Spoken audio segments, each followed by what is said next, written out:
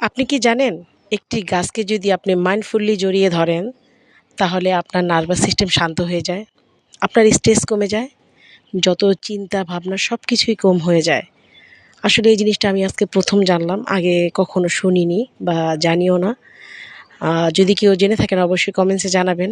আর কে কে এই জিনিসটা প্র্যাকটিস করেছেন অবশ্যই জানাবেন। আমি অবশ্যই একবার হলেও ট্রাই করব।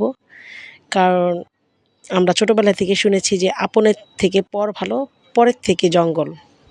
তো যাই হোক, সবাই মিলে সন্ধ্যার নাস্তা খাচ্ছিলাম আর এই জিনিসটা নিয়ে আলোচনা করতেছিলাম আসলে এটা কতটুকু সত্য।